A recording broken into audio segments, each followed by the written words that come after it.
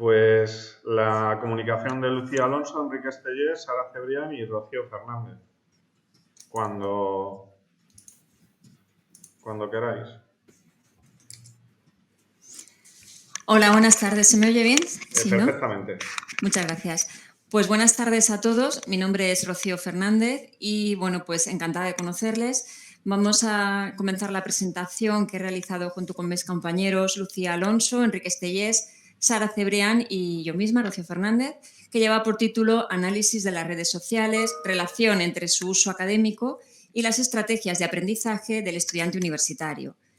Bien, nosotros somos profesores universitarios de la Universidad Católica de Valencia, que es el marco en el que se va a realizar este estudio. En la fotografía pueden ver pues lo que es habitual en nuestros pasillos. Nuestros alumnos, nuestros estudiantes pasan mucho tiempo, vemos que están siempre conectados a sus móviles, a sus redes sociales. Y esto es una realidad de nuestros jóvenes, aún más si cabe después de lo vivido en los meses de confinamiento durante la pandemia. A nosotros nos surgía un poco la necesidad de tener datos objetivos, de ver realmente el uso que se está haciendo. Nos preocupa que se haga un buen uso, que ese tiempo que están en las redes sociales también sea aprovechado a nivel académico para mejorar sus estrategias de aprendizaje y, por supuesto, sus rendimientos académicos. Por ello empezamos a investigar un poco en estas dos variables que vamos a desarrollar, como son las redes sociales en el contexto universitario. Muchos estudios que nos han precedido pues inciden en que utilizar por sí solas las redes sociales pues no les va a mejorar su aprendizaje, no va a ser un aprendizaje más significativo porque sí. Esto tiene que ir acompañado siempre de un enfoque pedagógico adecuado. Las redes sociales poseen un gran potencial, muchos estudios nos lo demuestran, sobre todo hemos estudiado estos que tienen en su contenido el efecto de las redes sociales en el aprendizaje universitario, los usos académicos y sociales que hacen los estudiantes y las funcionalidades y herramientas más utilizadas. Las funciones más importantes o que a nosotros nos interesa de las redes sociales es esa parte de comunicación, de buscar información, de estar conectados unos con otros, incluso la cooperación y colaboración entre los usuarios de las redes y esa comunidad que pueden generar. ¿Y por qué nos interesa? Porque justamente son estas habilidades las que queremos desarrollar también entre nuestros estudiantes. Nosotros pensamos que un buen uso de todas estas múltiples posibilidades que ofrecen las redes sociales, compartir información, publicar, ya digo, el autoaprendizaje, todo ello puede de alguna manera influir de forma indirecta en mejorar también sus estrategias de aprendizaje de este estudiante universitario. Puede hacerle un aprendizaje más interactivo, más significativo, ¿no? Crear un ambiente más dinámico donde se desenvuelva y se desarrolle mejor en un contexto siempre universitario. Las estrategias de aprendizaje también hemos revisado estudios y hemos analizado este concepto que ha sido muy estudiado por numerosos autores. Y bueno, a día de hoy sigue siendo un término confuso el hacer una definición única, puesto que no es fácil y no hay un consenso establecido, ¿no? Hay muchas clasificaciones y muchas opiniones. A nivel genérico podemos entender estas estrategias de aprendizaje pues, como un conjunto organizado, planificado e intencional de todos aquellos procedimientos que las personas emplean para lograr un objetivo relacionado con el aprendizaje. Es verdad que casi todos los estudios inciden en estrategias de aprendizaje en un contexto más cognitivo, ¿no? de conocimiento, de cómo el alumno procesa esta información, de cómo realiza pues sus esquemas, etcétera, etcétera. A nosotros nos interesa darle un enfoque más integral, más amplio y trabajar las estrategias de aprendizaje desde el punto de vista motivacional, es decir, el querer aprender, lo que tiene que ver con la intención y la disposición del individuo a aprender, con las estrategias cognitivas, por supuesto, es decir, la capacidad de procesar esa información, de elaborar y organizar sus contenidos, y también las metacognitivas, que es ese proceso de toma de decisiones, ¿no? Esa forma en la que el aprendiz pues, controla y le permite elegir y dirigir su proceso de aprendizaje.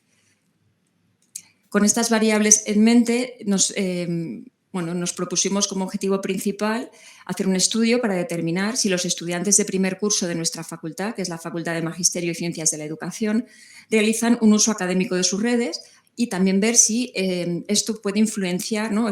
Analizar la influencia que pueda tener este uso en las estrategias que emplean para su aprendizaje. Se realizó para ello una investigación de diseño de cuestionario, realizando una metodología descriptiva y explicativa, con las variables que anteriormente he citado, que son uso académico de redes sociales y estrategias de aprendizaje, sin mediar manipulación alguna. Partimos de la población total de nuestro estudio, que son todos nuestros estudiantes que se han matriculado en primer curso de la facultad.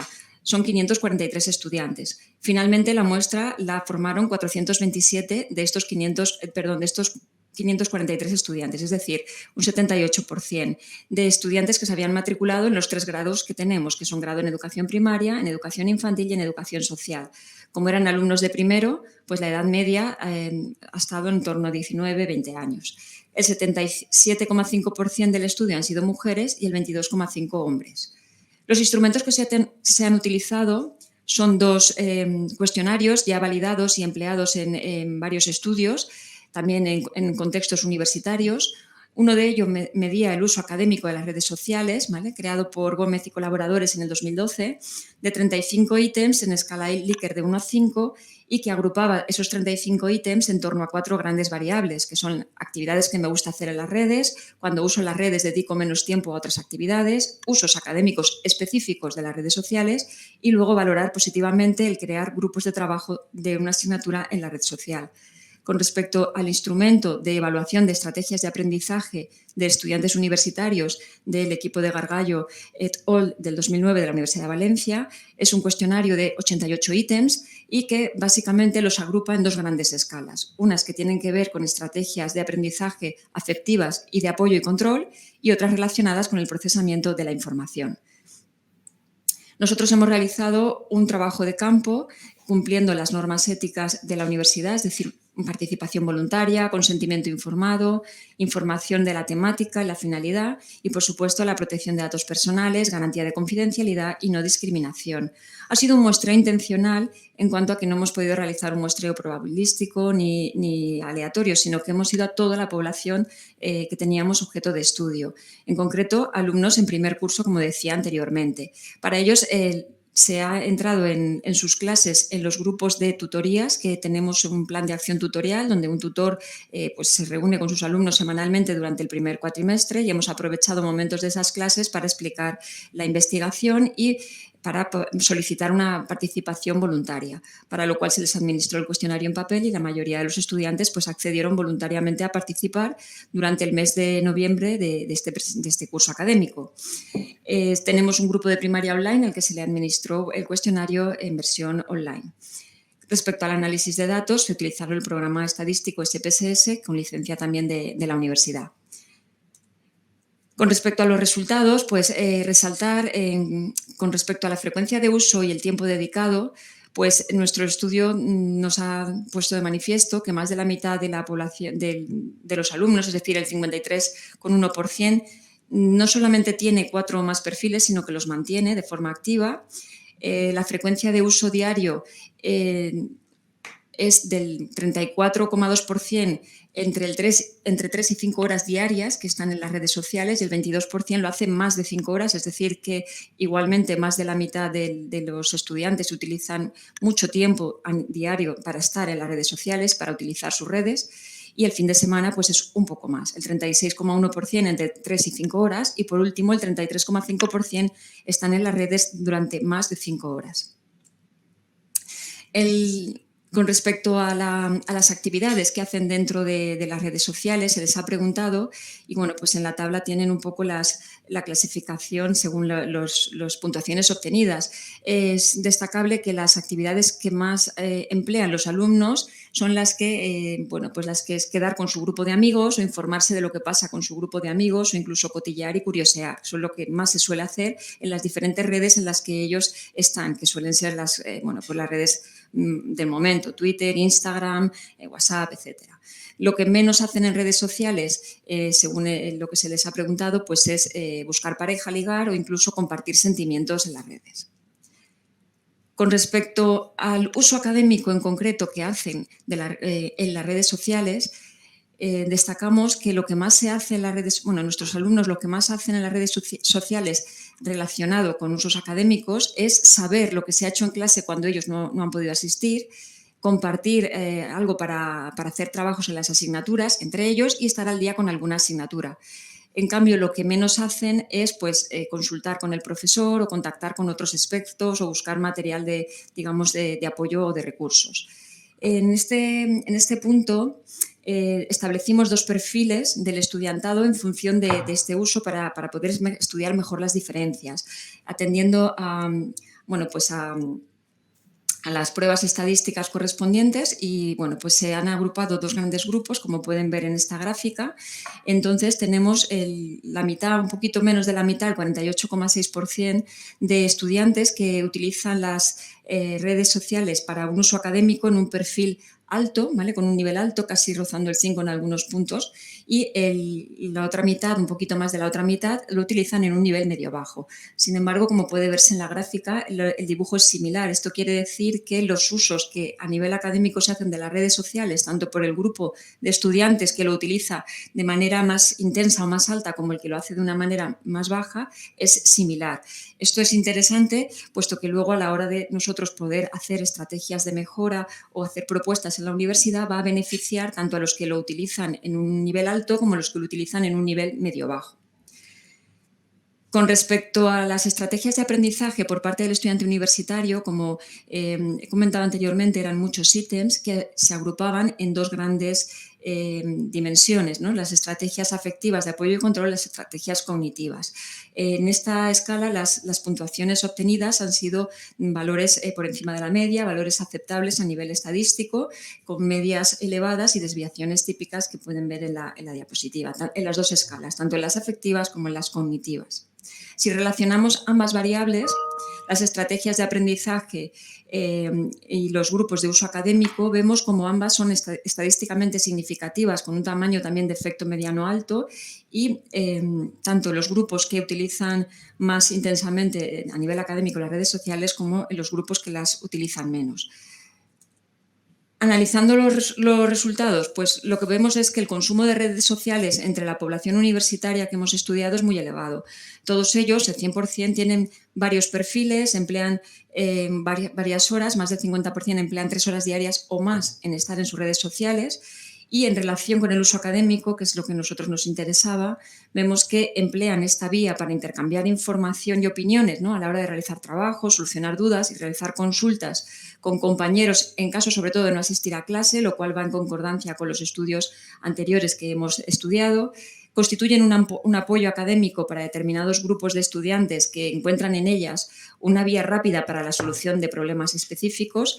Es decir, que tienen un problema y lo consultan de manera rápida, ¿no? Y se apoyan en las redes. Sin embargo, no las emplean pues, para realizar consultas a sus profesores, buscar información acerca de recursos, actividad adicional o incluso informarse sobre otras actividades que organiza la propia universidad, lo cual también concuerda con resultados que se han encontrado en estudios anteriores. Al agrupar en 2 grupos nos ha permitido ver cómo las tendencias son similares. Entre todos los mecanismos que el estudiante pone en marcha para hacer frente a las tareas de aprendizaje en el contexto universitario, destaca sobre todo el de estrategias cognitivas relacionadas con la manera de procesar la información, seleccionar contenidos, organizar, planificar el estudio, entre otras, ¿vale? Lo cual también tiene sentido porque estamos hablando de estudiantes universitarios, ¿vale? Que son un poco más maduros en ese sentido. Los resultados indican un elevado uso de estrategias afectivas y de apoyo con un marcado carácter motivacional, es decir, que impulsa al alumno a querer aprender. Eso también es importante en la universidad porque hay una buena predisposición hacia su aprendizaje, ¿no? Hacia esa tarea de aprendizaje. Podemos apreciar que un mayor uso de redes para las tareas académicas se relaciona con el empleo de estrategias de aprendizaje de carácter cognitivo, como son estrategias vinculadas a aspectos como la búsqueda, procesamiento de información, en consonancia también a estudios precedentes. Y para concluir, bueno, pues concluimos que los estudiantes que mejor uso académico hacen de las redes sociales son también aquellos que tienen un mayor dominio en sus estrategias de aprendizaje. Este trabajo, aunque lo hemos realizado en una universidad concreta y dentro de un área concreto de estudio, tanto los instrumentos empleados como el análisis estadísticos realizados son suficientemente relevantes y consistentes para deducir que replicando este estudio en otra universidad o en otro área de conocimiento se podrían obtener conclusiones similares. Y ya por último, bueno, pues comentar que es verdad que las redes sociales se están convirtiendo en un recurso cada vez más utilizado por los jóvenes, no solo para el desarrollo de sus habilidades sociales y comunicativas, sino también como una herramienta, ¿no?, para fomentar sus actividades, sus estrategias de aprendizaje. Entonces, ¿por qué no? ¿Por qué no desde la universidad potenciar este uso, pero un uso académico integrado a través de las asignaturas y, sobre todo, fomentando un papel más activo de los docentes para que se utilice, ¿vale? Las universidades tienen que, en esa línea, seguir trabajando según las conclusiones de nuestro estudio. Y bueno, pues eso es todo. Muchas gracias. Muchas gracias, Rocío. A continuación, Ingrid y Raquel. No sé si estaban.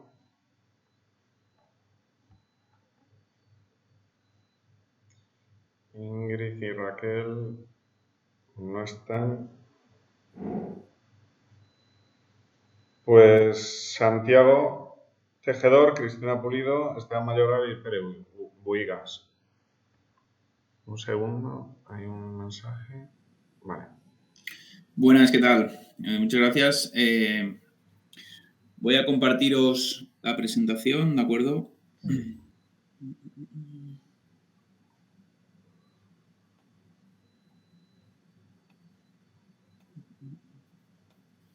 Y aprovecho también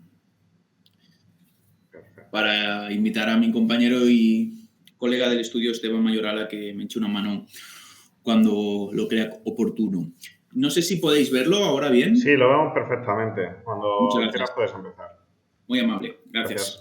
Pues buenas tardes. Nosotros vamos a presentaros un estudio que hemos realizado desde la Universidad Autónoma de Barcelona y Radio Televisión Española en el marco de un proyecto llamado Hoy 2, que tiene como objetivo conectar varios territorios de gran importancia en la actualidad noticiosa actual, como son la comunicación, la información, la tecnología y todo ello conectado a través de la inteligencia artificial.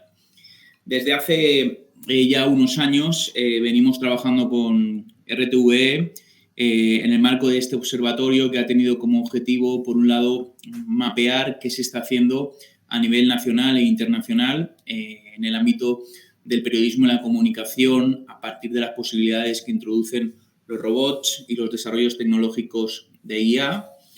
Y en un segundo nivel nos hemos atrevido, y es algo que ahora rápidamente queríamos también compartir con vosotros y con vosotras, a proponer una serie de propuestas que podrían ser de gran valor para los periodistas y para los medios de comunicación en una coyuntura actual que viene marcada por importantes desafíos. Este proyecto no se ha limitado únicamente al desarrollo de investigaciones en el sentido más convencional de lo que es esta acción, importante sin duda y decisiva, sino que lo hemos ido aderezando con distintas actividades que nos han permitido pues, reunir en foros de discusión, pero también desarrollar experimentos como la cobertura del Salón del Manga, con el objetivo de aplicar una palabra que nos parece crucial en el contexto del periodismo, que es la innovación. Hemos intentado testear, sondear, probar otras maneras de contar el mundo a partir de aparatos o dispositivos hoy en día de un alcance muy generalizado, como son los teléfonos móviles, insisto, también a partir de las posibilidades de la inteligencia artificial. Creemos que este es un gran tema, un tema, en cierto modo, que más pronto que tarde se acabará instalando, que ya tiene un rol protagónico en muchas parcelas de nuestro día a día y que nos ha permitido, pues, en este conjunto de etapas que han dado forma al proyecto Hoy 2, un proyecto que todavía sigue en marcha, pues trabajar alrededor de 5 informes que, por cierto, nos gustaría compartir con todos vosotros y con todas vosotras, porque están disponibles en el sitio web del proyecto Hoy 2, por si algún compañero que esté investigando o impartiendo docencia o que tenga interés sobre estos temas quisiera ahondar en un poco el panorama, los estudios de caso y las iniciativas de éxito que se han ido desarrollando. Son 5 informes, como decíamos, que nos han permitido, en primer lugar, a analizar los procesos existentes sobre la detección de noticias a través de la inteligencia artificial. la generación automática de textos, algo que en varios medios del contexto nacional ya se está aplicando, medios donde los robots generan literal y automáticamente contenidos completos. Analizamos también en un tercer escalón y que dio forma y desembocó en otro informe el elemento de la personalización, un aspecto crucial en nuestro día a día que arrastra también cuestiones de carácter ético y ontológico que quisimos analizar. Y luego, pues algo, por desgracia, muy actual. Leía esta mañana que la plataforma maldita.es ha detectado ya cerca de 70 bulos sobre la guerra de Ucrania. En este cuarto informe nosotros lo que hicimos fue reflexionar sobre la desinformación y especialmente reunir, analizar y organizar un directorio de herramientas, plataformas y recursos al alcance de periodistas, investigadores y docentes que quisieran formar a sus estudiantes, investigar o realizar propuestas en este campo. El último de los informes, el informe número 5, fue sobre un tema novedoso y a la par con grandes posibilidades de desarrollo, que es el de los asistentes y presentadores virtuales. En este caso lo mismo, monitoreamos diferentes experiencias, algunas en concreto del ámbito asiático, donde ya se está trabajando con este tipo de avatares. Y estos 5 informes los hemos reunido en un libro, que es el que aparece en la parte derecha con esa portada de color azul oscuro y al que titulamos La inteligencia artificial aplicada a los informativos. En una última fase, es un proyecto más experimental que estamos desarrollando ahora en el marco de una experiencia financiada por el Ministerio español y que tiene como objetivo valorar las posibilidades de acompañar al periodista, complementar la tarea del periodista, enriquecer el día a día de un periodista a partir de un concepto al que hemos llamado exojournalism o exoperiodista y que un poco la línea de Marshall McLuhan lo que busca es ver, explorar las posibilidades de cómo la tecnología puede prolongar, complementar, enriquecer el trabajo que hacemos buscando y contando historias. Es, como decía, algo que estamos desarrollando en una fase experimental, estamos ilusionados con este proyecto y nos ha permitido, y con esta última diapositiva cerraríamos la exposición, nos ha permitido también establecer sinergias de trabajo con profesionales de otros ámbitos, saliendo del contexto periodístico para llegar al ámbito de la ingeniería, para hablar también con profesionales del ámbito de la sociología y, en último término, entender que este tipo de investigaciones, y seguramente todas o casi todas, demandan cada vez más de equipos y perfiles multidisciplinares. Nosotros creemos que la inteligencia artificial ofrece grandes oportunidades, lo cual no significa, y es un dato que consideramos importante para señalar, que no pensemos y analicemos, lo hemos venido haciendo en los diferentes informes, el elemento deontológico que se ha de tener en consideración. Partimos, no obstante, de la hipótesis de que este tipo de desarrollos tecnológicos son desarrollos ideados para complementar, ayudar y potenciar el trabajo de los periodistas, que son y seguirán siendo una pieza crucial e imprescindible en el trabajo maravilloso de buscar y de contar historias. Hemos llevado a cabo un recorrido por varias universidades españolas y latinoamericanas. Estuvimos hace poco en Sevilla, conectamos también con República Dominicana, lo hemos hecho también en el contexto colombiano y en breve lo haremos en varias universidades españolas para justamente escuchar, ¿no?, y mantener un debate perenne y recurrente sobre este tipo de cuestiones, buscando pues más aliados a la hora de generar un acervo de investigaciones y publicaciones alrededor de ese tema que, insisto, para nosotros es un tema de gran proyección. Creo también que el acompañamiento de Televisión Española ha sido crucial porque nos ha permitido apoyarnos en el equipo de profesionales del ente público, la gente que está trabajando en su espacio de verificación de contenidos y, sobre todo, pues poder acceder desde el punto de vista del framework, pero también a nivel experimental, a todos los despliegues y coberturas informativas que hace la cadena pública especialmente en el ámbito de los informativos de televisión. Por mi parte, nada más, solo pues invitaros, si os interesa el tema, a visitar la página donde encontraréis, como decíamos, los informes a vuestra entera disposición, y si el moderador luego lo considera oportuno, pues quedará a vuestra disposición para el espacio final de preguntas, de comentarios, de sugerencias sobre este proyecto. Muchas gracias. Le doy también la palabra ahora al compañero Esteban Mayoral, que forma parte del equipo de Radio Televisión Española, por si quisiera añadir algún aspecto, algún matiz que yo me haya olvidado. Esteban, disculpa. Santiago, muchas gracias por tus amables palabras y simplemente destacar, no voy a añadir nada más a lo que ha dicho Santiago, simplemente desde Radio Televisión Española mostrar nuestra enorme satisfacción por esta colaboración de tantos años ya con la Universidad Autónoma de Barcelona, con el equipo de Santiago, y deciros que la colaboración entre el mundo universitario y el mundo de un medio de comunicación público como somos nosotros, me parece que es un camino a seguir y es un camino que os invito a avanzar todos juntos. Nada más, Santiago, muchísimas gracias, de verdad. Gracias, Esteban. Pues nada, gracias, Santiago y Esteban.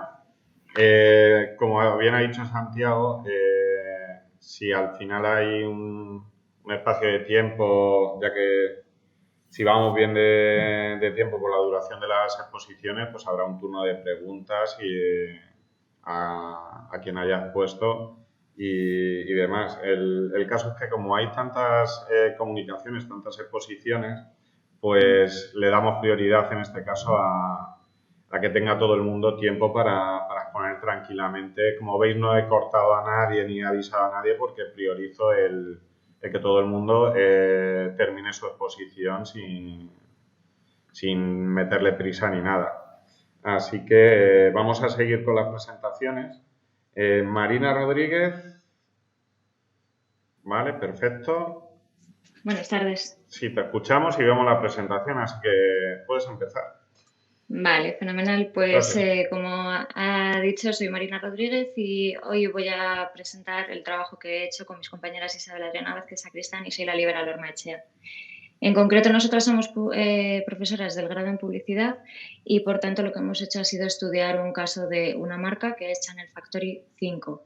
Y, para abordar nuestra investigación, lo primero que hicimos fue tratar como 3 bloques de contenido. En primer lugar, qué suponía el centenario de este perfume, por qué era tan icónico, cómo se había llegado a convertir en un símbolo cultural, etc.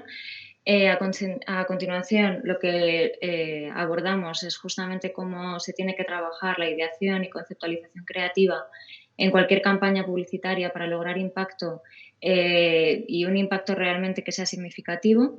Y finalmente lo que hacíamos era una pequeña reflexión sobre la huella digital, si realmente la permanencia testimonial que nos ofrecen los medios digitales pueden suponer una ventaja para abordar acciones como esta que vamos a ver a continuación. Por tanto, el objetivo que perseguíamos era justamente este, ¿no? Comprobar si la huella digital que queda tras emprender una acción comunicativa y comercial que requiere una destacada inversión, como la que se realiza en el caso que hemos estudiado, compensa dicho esfuerzo económico y temporal y, por tanto, ese testimonio que permanece en la red es suficientemente valioso para justificar su acometimiento. A tal fin, la metodología que hemos empleado parte de una revisión y catalogación de las acciones abordadas por la firma. A continuación, lo que hacemos es analizar la difusión hecha por la propia marca a través de sus perfiles sociales, en concreto en Instagram, Facebook, Twitter y YouTube. Además, constatamos el impacto logrado en medios ganados a través de los sitios web de las 3 principales cabeceras de moda y belleza femeninas en el mundo, que serían Vogue, Elle y Harper's Bazaar. Estudiamos el interés generado en Internet a través de la herramienta de Google Trends y finalmente lo que hicimos fue realizar unas entrevistas semiestructuradas a profesionales de la comunicación y la belleza para conocer también la opinión de los expertos que están en este sector. Por tanto, los resultados en esa catalogación de acciones emprendidas, por ponerles un poco en contexto, de lo que trata Channel Factory 5 es una edición una colección de 17 ediciones limitadas en torno a lo que sería el perfume número 5, que en concreto lo que hacen es innovar en cuanto al packaging. Se inspiran en objetos cotidianos relacionados con la pintura, la cocina, los talleres, etcétera, y sobre ellos se crean pues esos packaging que ahora podrán ver, muy limpios, blancos, con simplemente lo que sería el nombre, etcétera, y bueno, el concepto creativo de Factory. Aquí justamente lo que vemos es que se recurre al giro creativo como una herramienta de engagement, de modo que contraponemos lo que sería la producción en cadena con el lujo. Entonces, bueno, ya simplemente ese propio concepto creativo pues es un punto de partida muy interesante. No obstante, la factoría a la que ellos hacen referencia, como pueden ver en la imagen, pues es una factoría de alta tecnología, de un blanco impoluto, donde vemos que el trabajo sería de absoluta escrupulosidad, ¿no? Y bueno, aquí tienen unas palabras del director global de recursos creativos de fragancias y belleza de Chanel, que justamente lo que plantea es que el lujo se ha convertido en algo desechable y subversivo, y entonces también nos planteábamos qué está pasando con la comunicación de los productos de lujo. Aquí tienen lo que sería esa gama de 17 productos. Como pueden ver, pues bueno, tenemos desde jabón que está metido como si fuera en un tarro más industrial, un bote de pintura, con los tubos como si fuesen de óleos, etcétera. En cuanto a las acciones emprendidas, seguimos más allá de que se innove en cuanto a ese packaging, lo que se hace es crear un folleto de la colección.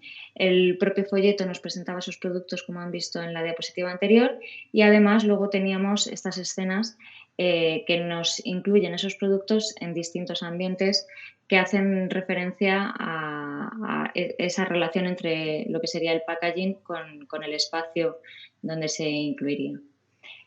Además, se crean espacios retail específicos, en concreto se generan podiums en grandes almacenes por todo el mundo. En una selección de 32 boutiques de moda se crean también corners especiales y además se abren 9 pop-up stores cuyas localizaciones tienen ahí. La imagen que tienen a la izquierda sería la pop-up store de París, bueno, donde, como pueden ver, pues lo que se hacen son expositores con forma de caja de herramientas, tenemos pues esa cadena de montaje, los propios dependientes pues van vestidos con mono o con delantal de trabajo, etcétera. También lo que hacen en su espacio web es crear una sección dedicada a esta colección y se genera una experiencia digital inmersiva con realidad aumentada que la desarrolla la agencia Mazarin, que está especializada en crear aplicaciones de este tipo para firmas de lujo. En concreto, esto se hace con una tecnología de 3D en tiempo real que lo que hace es utilizar la cámara de los dispositivos móviles para generar esa experiencia de realidad aumentada. En concreto, en esta, lo que teníamos era un brazo robótico que permitía plantear cómo quedaría ese producto pues, en nuestra mesa de la oficina, etc. Esta aplicación de realidad aumentada, en concreto, a finales del año pasado ganó el Gran Premio de Estrategias de Lujo por todo el desarrollo que tenían hecho.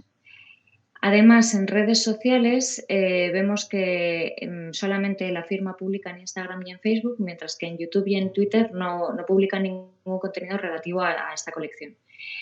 Mientras tanto, Instagram y Facebook son las redes sociales empleadas en las que se aborda una fase de expectación que tuvo lugar en la segunda quincena de junio y una fase promocional a partir de la fecha de lanzamiento. Y en estas redes lo que van haciendo es combinar imágenes con un estilo pop art, haciendo también un poco alusión a esa relación con Andy Warhol por las serigrafías que hizo en su momento sobre el número 5, con imágenes de esta supuesta fábrica y microvídeos para lanzarlo. Aquí tienen una publicación en Facebook y 3 publicaciones que emitieron, por ejemplo, son a modo de ejemplo de las que hicieron en Instagram. Como ven, 2 son microvídeos, uno es de tipo teaser, el otro es mostrando el uso con el doble sentido que tiene el producto por su propio packaging y al final una imagen del producto. En cuanto a los resultados de búsqueda y el interés generado en Internet, vemos que lo que es Channel Factory 5 en Google nos devuelve aproximadamente 44 millones de resultados, y cuando nos vamos a Google Trends vemos que el punto álgido del interés generado entre los internautas data de la última semana de junio. A partir de ahí va cayendo en picado, salvo pues, algún leve repunte. Y por regiones vemos que Asia es el centro neurálgico del mismo. Hong Kong, Singapur es donde se han generado más búsquedas. Sí que por supuesto aparece Francia, tenemos también Estados Unidos, que son mercados importantes para la firma, pero con mucho menor interés. Además, esa predominancia de las regiones asiáticas, nosotros nos planteábamos, también habrá tenido correlación en cuanto a esos medios ganados en las cabeceras femeninas, y tras analizar todas las ediciones internacionales de Vogue, Elle y Harper's Bazaar, lo que vemos es que no hay una correlación directa entre la publicación de contenidos en las versiones digitales de estas cabeceras y esa búsqueda que sí que hemos visto. No obstante, de los espacios que sí que consiguen en estas revistas, las ediciones que son coincidentes son Singapur, y luego ya tendríamos Brasil, México y Reino Unido. En cuanto a la opinión de los expertos a raíz de las entrevistas se dividen en distintos bloques temáticos. En cuanto al packaging, sí que nos dice la directora de belleza de Telva que ese toque industrial le resultó muy atractivo a todos los periodistas del sector porque rompía con el clasicismo habitual al que les tienen acostumbrados la firma, con lo cual sí que lo valora como un aspecto positivo que genera mucho más interés. También tenemos a Sánchez Horneros, que es director creativo, y lo que nos decía, ¿no? Valorando justamente lo que es el diseño de las piezas, es que era una apuesta muy atrevida utilizar envases opacos en lo que es perfumería, porque no suele ser habitual tapar ese líquido. Y las trapuertas, también director creativo, nos decía que la conclusión que él sacaba es que al final Chanel número 5 es tan potente que han conseguido que represente un sello de calidad de tal nivel que mueva la acción incluso sin saber lo que nos están vendiendo realmente, ¿no? En cuanto al carácter efímero de la campaña, porque justamente, pensábamos, ¿no? Mientras íbamos haciendo la investigación, se apoyarán en la red y luego dejarán ahí una huella.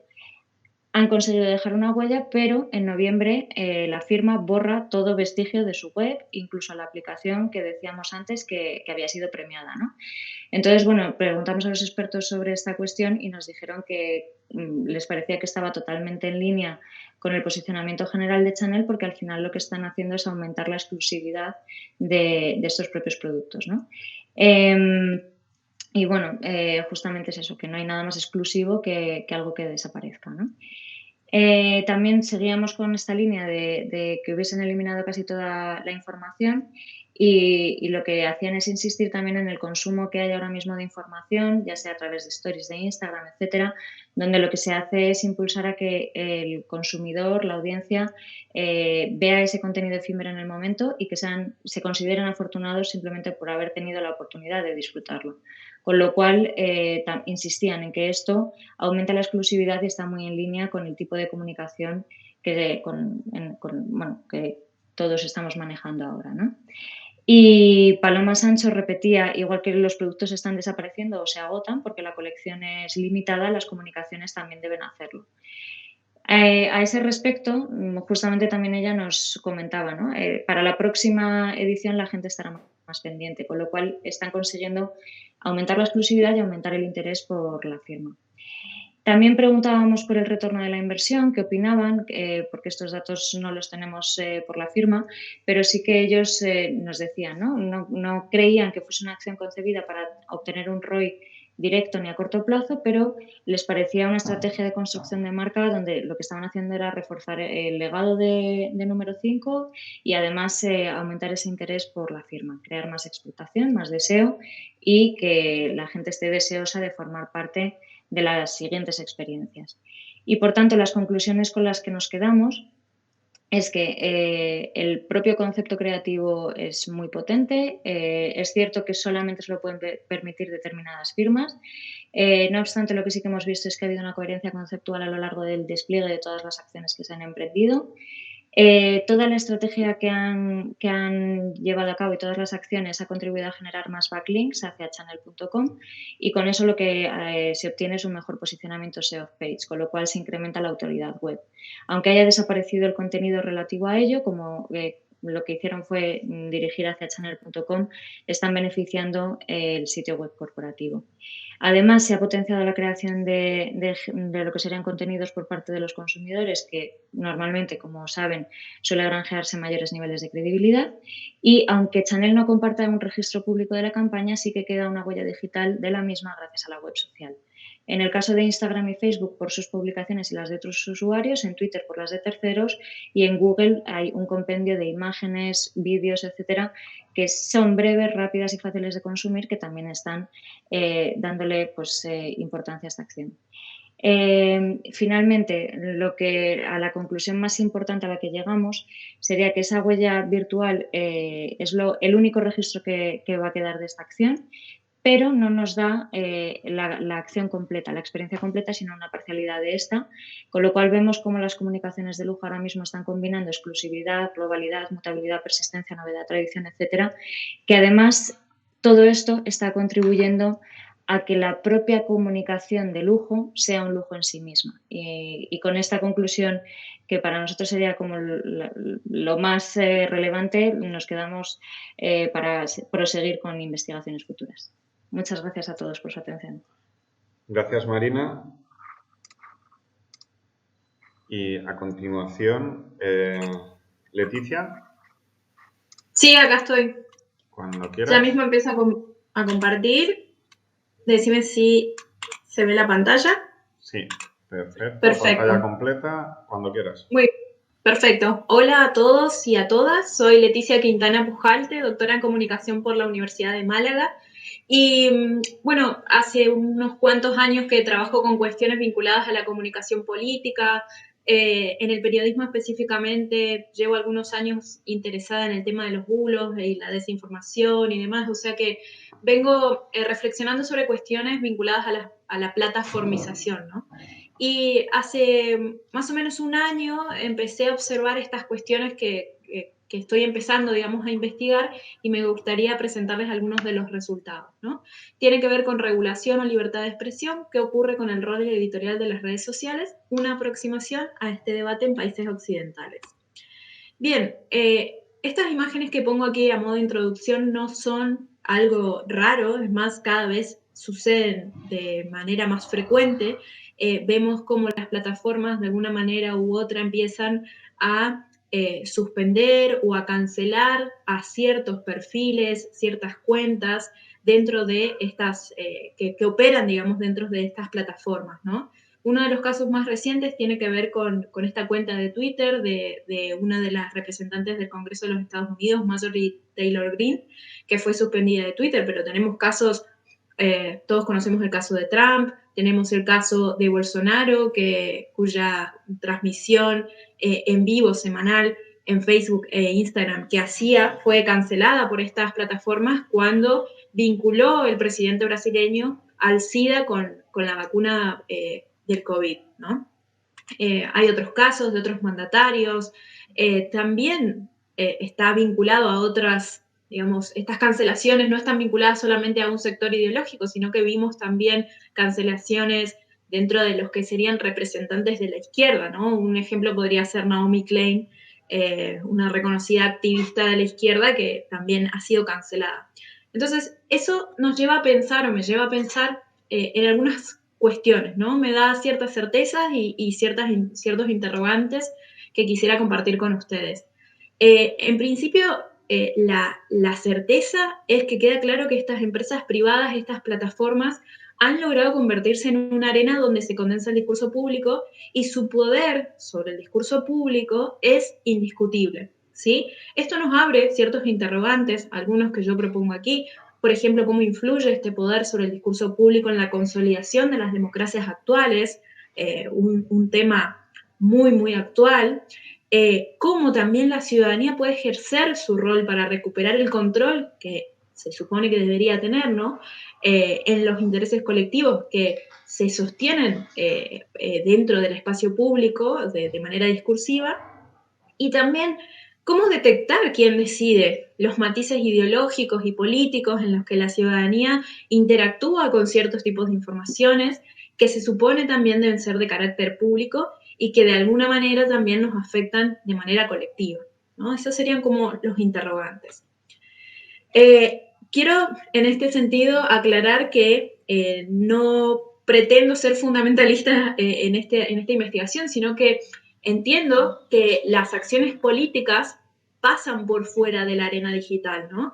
Pero teniendo en cuenta este proceso de plataformización, realmente muchos contenidos que consumimos pasan primero por una arena digital, ¿no? Entonces, con mucha frecuencia son desinformaciones. Y el consumo de este tipo de contenidos, de algún modo, delimitan o coaccionan, digamos, en el modo en que nos movemos y que la ciudadanía ejerce su acción en el espacio público político, tanto a nivel de manifestaciones como a nivel de protestas, a través del ejercicio del voto o cualquier otro tipo de participación política. ¿Sí? Hay un diálogo, digamos, entiendo que hay un diálogo entre estos dos espacios. Entonces, el objetivo específico de este estudio tiene que ver con situar la discusión en estos procesos de plataformización, el rol que tienen estas plataformas en el espacio público político, así también como su accionar sobre contenidos que se publican en esta arena. Esto me hace reflexionar o pensar y preocuparme también en la variable de la libertad de expresión, ¿sí? Y cómo este derecho puede llegar a ser afectado por el accionar de estas empresas privadas. Entonces, mi propuesta es realizar un estudio bibliométrico donde identificar ciertos posicionamientos, debates, reflexiones académicas que tengan como interés común la tensión que existe entre este papel editorial de las empresas propietarias de las redes sociales, los intentos de regulación de estas, si es que existen, y por supuesto el derecho a la libertad de expresión en los países occidentales. El método, como les decía, tiene que ver con un análisis bibliométrico. El abordaje se hace en revistas académicas situadas en bases de datos o rankings que validan la calidad de estas revistas. Buscamos específicamente artículos que estén en acceso abierto, ¿sí? Que traten específicamente este tema de las plataformas, la regulación, la libertad de expresión. Y específicamente los datos se extrajeron para este estudio de Web of Science, teniendo en cuenta, por supuesto, el reporte de JCR, ¿no? Como les decía entonces, los artículos son de acceso abierto y tomamos como periodo de análisis el inicio, digamos, de la explosión del escándalo de Facebook y Cambridge Analytica, que me imagino que muchos recordarán, en el año 2018 hasta la actualidad, es decir, que prácticamente el último lustro, ¿sí? Utilicé también los filtros de Web of Science, específicamente tomando ciertos términos, todos en inglés, porque sabemos que la ciencia se comunica en todos los idiomas, pero también en inglés y el 100% en inglés. He seleccionado, digamos, artículos dentro de este periodo, filtrando también por región, evitando los países asiáticos, africanos y ex Unión Soviética, más que nada por esta cuestión regulatoria y el abordaje que cada uno de estas regiones geográficas tienen con la cuestión de la libertad de expresión, que realmente iba a ser difícil poder unir, digamos, países occidentales con estas otras regiones, ¿no? Bien, finalmente recabé 39 artículos que cumplían con todas estas directrices establecidas y la búsqueda de ciertas categorías se realizó en esos artículos, ¿no? Aquí pueden ver algunas de las categorías que llevaron a tener los resultados que tenemos. Obviamente, como son muchas, no las voy a mencionar, pero por ahí a quien le interesa o podemos después en la ronda de preguntas volver a este tema. Bien, entonces, comentaba que he seleccionado o he encontrado 39 artículos, de los cuales, después de una lectura minuciosa y observando cada uno de ellos, el universo de análisis finalmente fue de 22 artículos. 2 publicaciones fueron encontradas en revistas, ¿sí? Es decir, que 2 revistas publicaron 2 artículos vinculados al tema. Estas fueron Cambridge International Law Journal y la revista de Estudios Institucionales. En total fueron 20 las revistas que dieron espacio y 22 los artículos, ¿sí? Los lugares de edición, en principio, fueron en Reino Unido, 7 revistas, le sigue España, Suiza, Alemania, Estados Unidos, Brasil, Colombia, Ecuador y Países Bajos. Bien, aquí podemos ver cuáles fueron las revistas, cuál es la editorial y la cantidad de artículos que publicó cada una. Y vimos también una de las categorías que se observaron tenía que ver con las áreas de investigación. Vemos que este tema vinculado a la regulación de las plataformas y el papel o la tensión que existe con la libertad de expresión ha aparecido en revistas que están vinculadas a las leyes o al gobierno y en segunda instancia a áreas vinculadas a la comunicación, ¿sí? Más que nada en gobierno y leyes. Los años de publicación también resultó algo interesante de observar, ya que se nota un crecimiento sostenido en la cantidad de artículos publicados, lo que nos da la pauta de que es un tema que está interesando a la academia y que sobre el que cada vez se está produciendo más conocimiento.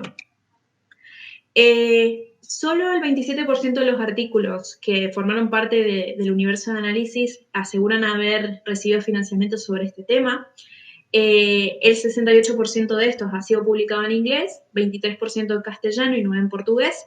También evaluamos la cantidad de personas que firmaban estos artículos y también tratamos de identificar si eran hombres o mujeres. Notamos que muchos de estos artículos han sido firmados por una sola persona y que también los autores con nombres masculinos han tenido una mayor presencia a la hora de firmar, en el 55% de las firmas frente al 45% de las mujeres. Evaluamos también el tipo de investigación con la que se realizaron estos estudios. Se trató la cuestión de investigaciones de tipo mixto en un mayor porcentaje, en un 50% de los estudios consultados, que realmente es algo interesante, y 32% han sido cualitativas y 18% de abordaje cuantitativo. Entre los métodos se destaca mucho la revisión documental, el análisis de contenido, son los caminos más frecuentes utilizados por estas investigaciones, en el 44 y el 35% de los casos, y muy lejos le siguen las investigaciones experimentales, el método Delphi, encuestas y entrevistas. Respecto de la cuestión de las plataformas en sí, notamos que no solamente 54% de los artículos, es decir, 54% de los artículos no se limitan a conocer a fondo una sola plataforma, sino que tienen un abordaje transversal respecto de la problemática de la libertad de expresión o de la regulación de plataformas en la arena digital. Por otro lado, el 36% de las investigaciones tienen a Facebook como plataforma específica donde se analizan estos procesos de comunicación y de regulación, y en segunda instancia, Twitter es el centro de interés de investigaciones en el 13% de los artículos consultados sobre el tema. Solamente encontramos un solo caso en el que hace un abordaje en distintas plataformas como en Dailymotion, en Microsoft, Snapchat, Facebook, Instagram, Juxvideo, Twitter, YouTube y Google+, que actualmente ya está desaparecido. Bueno, otro tema interesante que se pretendía ver en estos artículos era qué postura ofrecen estos investigadores e investigadoras respecto a la regulación de las plataformas. Se evidencia cierto consenso entre las conclusiones de quienes abogan por una mayor regulación estatal de estas grandes empresas, con el fin de asegurar el respeto y la defensa de los derechos humanos, por supuesto que entre estos la libertad de expresión. Concretamente, esta idea de mayor regulación estatal de las plataformas aparece en el 27% de los artículos consultados. En segunda instancia, también se nota una defensa a que la regulación de estas plataformas exista, pero que no provenga del Estado, sino que de otro tipo de actores sociales. Y también hay otras posiciones diversas en las que, por ejemplo, prefieren o abogan una autorregulación de las plataformas o una corregulación, es decir, que sobre eso no hay demasiado consenso, pero que sí que se encuentran esas posturas desde quienes llevaron adelante estas investigaciones. Entonces, para pasar a las conclusiones, notamos cierto consenso en la necesidad de optimizar los procesos de reconocimiento de contenido aceptable o desechable desde las tecnologías de inteligencia artificial entre los artículos consultados. porque al menos un cuarto de estas investigaciones pone el acento en mejorar estas tecnologías para el logro de una detección temprana de contenidos indeseables en las plataformas y que esa tecnología sea, es decir, la inteligencia artificial, sea la responsable de delimitar aquellos discursos indeseables en la arena digital. Sin embargo, también se evidencia que muchas veces hay cierta problemática con la inteligencia artificial cuando no está debidamente entrenada para reconocer el contexto comunicacional para comprender si atenta o no, si infringe normas o no, si atenta o no a los derechos que se pretende defender, ¿sí? Afectando así, por supuesto, al derecho universal de libertad de expresión. Después, varios autores notamos que denuncian que a través de la revisión documental que realizan, o las entrevistas o el análisis de contenido, detectan que son los actores privados quienes, en última instancia, van a moderar los contenidos en el espacio público y que realmente estos actores no tienen ninguna obligación de cumplir con la defensa de los derechos como los de libertad de expresión, porque las leyes, en última instancia, los protegen para que tomen decisiones unidireccionales dentro de las plataformas que son dueños, digamos, que les pertenecen. También se puede decir que los resultados indican que las reflexiones sobre la plataformización, el problema de la regulación y la defensa de la libertad de expresión son cuestiones que están ganando interés, como les decía cuando vimos el tema de los años, por parte de las personas dedicadas a la investigación.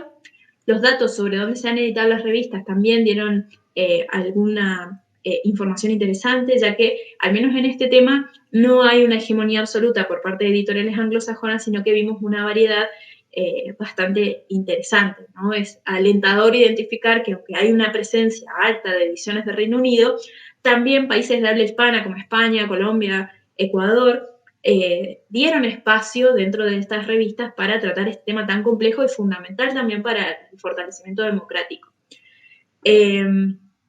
Por otro lado, el hecho de que las áreas de investigación que están reflexionando sobre este tema sean aquellas vinculadas del gobierno y las leyes y en segunda instancia la comunicación, nos ofrece un dato súper relevante sobre la necesidad de interdisciplinariedad que requiere este tema. Y por último, también los posicionamientos dispares en cuanto a quién y cómo se deben regular estos discursos, que realmente son plataformas relativamente nuevas, entre comillas, es otro indicador que es un tema sobre el que se va a seguir produciendo conocimiento durante mucho tiempo. El rol editorial de las plataformas es ejercido de manera unidireccional y con dudosa responsabilidad cívica. Eso también es algo señalado en varias de las investigaciones. Por lo tanto, será necesario abrir el debate para que distintos actores políticos, sociales y económicos, así como toda la ciudadanía en general, podamos ser parte de esta discusión que nos atañe a todos por igual, sin fronteras, sin nacionalidades y con el mismo derecho a participar de la esfera pública. Bueno, espero no haberme ido de tiempo. Muchas gracias por su atención. Y voy a ver cómo dejo de compartir. Ahí está. Perfecto. Gracias, Leticia. A continuación, Luis Dufour. No sé si he pronunciado bien el apellido, Luis. Sí, está bien. Voy a tratar de ver cómo hago para compartir pantalla. El tercer icono de la barra, empezando por la izquierda. Sí.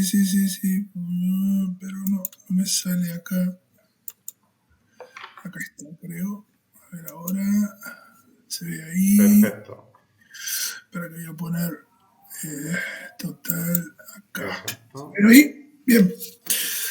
Bueno, buenas tardes por acá a todos y a todas. Antes que todo, agradecer por este seminario que nos permite reflexionar a propósito de los medios de comunicación y las nuevas alternativas que proponen las mediaciones o inmediaciones. Mi título de la ponencia implica una reflexión sobre algunos aspectos que emergen a partir de todos los asuntos que hemos vivido durante todos estos últimos 2 años, que está inmerso dentro de lo que es el problema del COVID y la emergencia del COVID a nivel global. Lo que trato de observar es cómo hay una omisión de la presencia en los nuevos tipos de comunicación, pensando justamente en la presencia como una comunicación interpersonal, algo que era una condición antropológica del ser humano y que, a propósito de estos temas y de estos problemas que hemos tenido en los últimos años, ha quedado desplazada. Lógicamente que esto nos invita a pensar en algo que no es de ahora, ¿sí? El concepto de la omisión, de la presencia, como un elemento central de la comunicación, ya ha sido pensado al momento que se desarrollan determinados ámbitos tecnológicos a través de la historia. Pero curiosamente, a partir de estos últimos tiempos y producto justamente de esta situación que tenía que ver con este virus global, la presencia había quedado confinada a un ámbito eminentemente privado, ¿sí? Es decir, de alguna forma se precipitó algo que nosotros lo habíamos advertido de pronto en algunos documentos y en algunos libros, que era esa condición de lo que era la sociedad en red, ¿sí? Una sociedad hiperconectada, hiperconstituida entre las mediaciones, solo que ahora pasamos a tener una vida en red. Y eso me parece que cambia de alguna manera la situación conceptual de lo que es el ser humano desde el punto de vista filosófico en los grados de representación del mundo y los grados de relacionamiento que tiene con el mundo. Por eso, este documento que fui pensando y elaborando en los momentos que se iban dando los acontecimientos de aislamiento y de confinamiento, revisando sobre todo literaturas, había tiempo para hacerlo, generaba justamente una serie de reflexiones a propósito del problema que tiene que ver con el orden y la vinculación del ser humano con la técnica y la tecnología. Obviamente que esto no es un elemento, digamos, no es un elemento novedoso, las relaciones ya fueron establecidas desde antes, solo que ahora aparece un elemento central, que es la relación de ese individuo que se transforma en usuario y que a través de la pantalla ejercía una presencia ausente, promoviendo un orden de vida de la técnica. La técnica lo incorpora a ese nuevo orden, es decir, ahora ella necesariamente tiene que participar en ese nuevo orden, al cual se ascribe sobre una serie de protocolos emanados de la propia virtualidad, ¿no? Reconfigurando justamente el ámbito de la comunicación interpersonal, un elemento central en la construcción de los procesos históricos y de las tradiciones antropológicas más vernáculas en la concepción del ser humano, desde pensar al ser humano en la vieja, digamos, tradiciones antropológicas, tanto como lo pensaban los funcionalistas o la escuela contemporánea de antropología, ¿sí? Hasta, digamos, elementos más contemporáneos que tienen ya la vinculación de lo antropológico a lo digital y a las construcciones de los modelos digitales. Decíamos entonces que en este caso está este nuevo tipo de sociedad regida por un nuevo orden, dominado por la técnica, digamos, esa relación individuo-individuo, individuo-sociedad, de alguna manera es alterada por la mediación de la pantalla, y ese ciudadano ahora pasa a ser un usuario que tiene distintas claves o está configurado, ¿sí? en distintos campos de actividades a través de un número, una clave, un password o algún tipo de elemento. Esta situación nos lleva a pensar de una manera en que hay una instancia interesante como de igualación, ¿no? Una especie como de destierro de lo distinto en función a lo similar. Esto lo trabaja Byung-Chul Han, ¿sí? En uno de los últimos textos, ¿no? Ya había escrito La sociedad del cansancio, ahora escribe justamente sobre el problema de la eliminación de lo distinto, porque de alguna manera la pantalla de alguna manera nos iguala a todo en una forma de ver, una forma de pensar. En este momento estoy haciendo ejercicio de este ámbito, ¿sí? Mi voz aparece domesticada a partir de un cuadro de la pantalla, ¿sí? Esa pantalla de alguna manera diseña mi voz y diseña mi voz en el mundo que otros en este momento lo están percibiendo. Por lo tanto, ahora ese algoritmo es el que domina un poco la situación de mi ser en relación con los demás. Entonces, ante lo dicho, nos proponemos pensar en algunos modelos de comunicación y en algunas instancias comunicativas, sobre todo aquellas que tienen que ver, como hoy escuchaba de mañana algunas ponencias, también lo escuché atentamente ahora.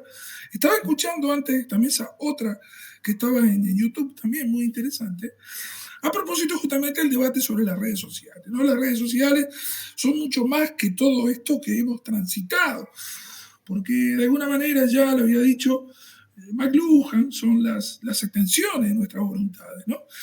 Y en ese caso, apelando a esa condición, parafraseando justamente al modelo cartesiano, decir que estar en la red de alguna manera me permite estar en existencia, ¿no? De alguna manera, parafraseando a Huxley también, ¿no?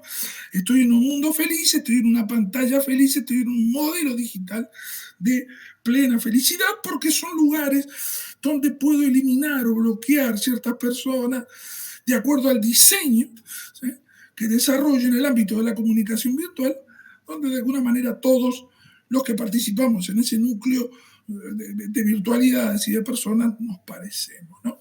Entonces, en este sentido, llegamos a una condición interesante, o por lo menos intento pensar algo que ya lo venía observando, sobre todo de aquella lectura que había hecho de André Gortz y también de Jacques Ellul, ¿sí?, que son dos autores que para mí me parecen relevantes para pensar en estos temas de lo contemporáneo, que tienen que ver cómo la máquina se antepone al sujeto, ¿no? Ya Jacques Ellul había dicho en algún momento que el orden de la técnica había sido un elemento absolutamente desbordado, que era ingobernable y ya había excedido sus campos de acción, a tal punto que el ser humano no lo podía domesticar. Eso está a lo largo de todo el libro, lo recorre en las 600 páginas que tiene el documento, asociado también con el otro texto interesante de Lewis Mumford sobre el tema del concepto del tiempo y la construcción del tiempo, y los textos de Gortz, ¿sí?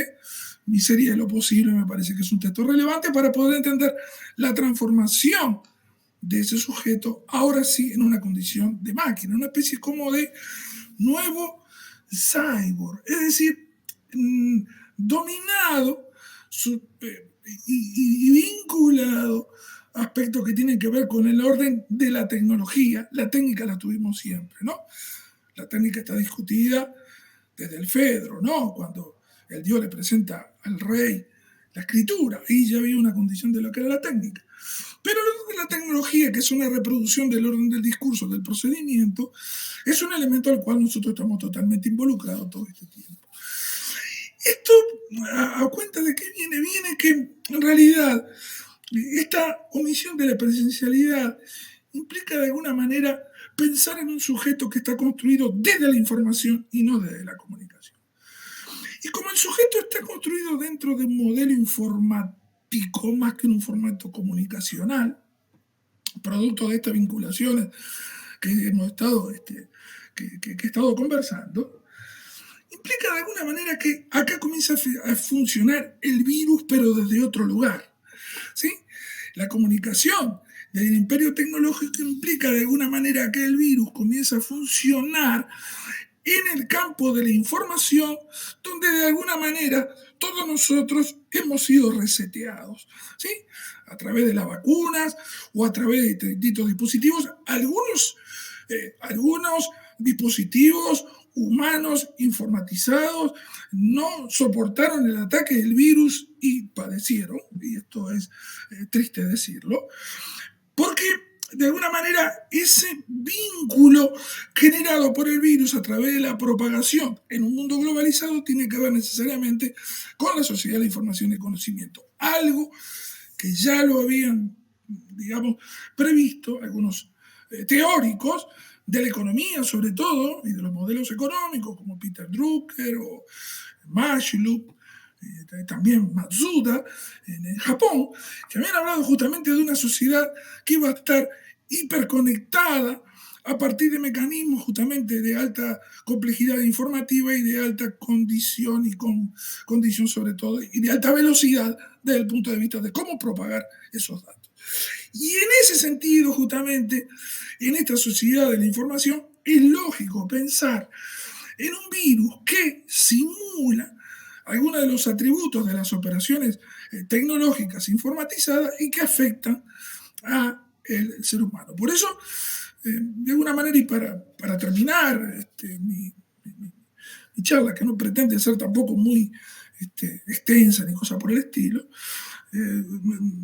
digo que quienes auguraban de alguna manera un mundo hiperconectado y vigilancia global desde el ser humano, que sería de fácil ubicación, no pensaron en la puesta en práctica de este destino de una forma tan vertiginosa, ¿no? El mundo hiperconectado, global, de la pantalla total parece ser sustituido por un mundo virtual. Esto se expande en el tiempo y el espacio todo el tiempo. Esto era una cuestión que estaba presente en el Ser Digital de Nicolás Negroponte, ¿no? Que me parece que eso es un elemento digamos, central en esta situación. Y este Ser Digital tiene la particularidad de desarrollar múltiples actividades mediadas por dispositivos tecnológicos, lo cual le permite configurar un espacio de comunicación donde la presencia tiende a desaparecer. Y sí es un elemento interesante porque la pérdida de esa presencialidad estaría, digamos, generando un elemento nuevo y novedoso en los espacios de la comunicación desde el punto de vista contemporáneo. Elemento que todavía no tenemos datos claros hacia dónde vamos, pero sí sospechamos que ya hay determinadas transformaciones en el campo de la comunicación. De hecho, aparecen nuevas variantes de virus porque el sistema generado a partir de una velocidad en los asuntos de la biología genera un campo de trabajo y de construcción de los modelos de la comunicación que son elementos absolutamente, digamos, inadvertidos y todavía no mensurables. Entonces, un poco, digamos, mi presentación, sobre todo pensando en un imperio de lo que es el ámbito justamente de una tecnosfera que parece ser que diseña, determina los asuntos, como diría McLuhan, el ritmo y escala de los asuntos humanos, donde aparentemente tenemos algunos datos de que la presencialidad se estaría diluyendo con el paso del tiempo. Pero esto seguramente será materia de discusiones, ¿sí?, en próximos congresos y en próximos encuentros. Bien, muchísimas gracias por su atención. Gracias, Luis. A continuación, Claudia. Un segundo. Claudia no está.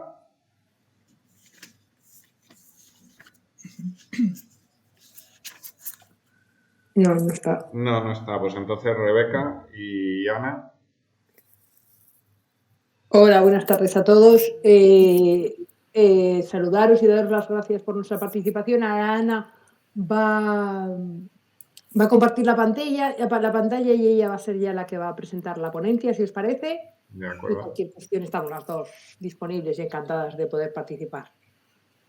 Buenas tardes, somos Rebeca Suárez y Ana Pastor y os vamos a presentar el estudio que lleva por título Influencers y publicidad en TikTok, aproximación a las estrategias publicitarias de los TikTokers europeos. Esta investigación se circunscribe en el proyecto Nuevos escenarios de vulnerabilidad digital, alfabetización mediática para una sociedad inclusiva, de la CAM y el Fondo Social Europeo, y del proyecto Internética, verdad y ética en las redes sociales, percepciones e influencias educativas en jóvenes usuarios. Primero, se ha de comenzar señalando cómo el 48% de los europeos ya utilizan a diario las redes sociales, hecho que no ha pasado desapercibido para los anunciantes, y estas plataformas ya representan el 23,2% de la inversión digital. Dentro de la estrategia publicitaria, el marketing de influencers, por su efectividad, se ha convertido en un elemento indispensable. Sin embargo, son muchos los autores que denuncian cierta indefensión de los usuarios ante unos contenidos publicitarios que en ocasiones no se muestran como tal y que, por tanto, gozan de una mayor aceptación social. La literatura también demuestra cómo esos contenidos pierden fuerza si aparecen como patrocinados. Dentro de las redes sociales, TikTok en el 2021 se configuró como la empresa TIC con mayor crecimiento, con un más 158%. Y esto es en parte gracias a a los usuarios entre 16 y 24 años. Y es que TikTok ya cuenta a nivel mundial con 1.000 millones de usuarios. Y en Europa, Alemania, España, Francia e Italia ya aglutinan a más de 33 millones de usuarios. Los estudios previos sobre TikTok se centran en los contenidos que lanzan los TikTokers, en el análisis de la personalidad de estos y motivo de uso de esta red social. Sin embargo, son pocos los estudios que analizan la relación de esta red social con la publicidad, en comparación con otros estudios en base a otras redes sociales, en las que, por ejemplo, se determina el alto porcentaje de contenidos sin etiquetar que aparece y cómo el contenido, por ejemplo, en YouTube se presenta de una forma pasiva, lo que le sitúa en ocasiones fuera de la legislación y además implica que el usuario no sea consciente de que se encuentra ante una comunicación comercial.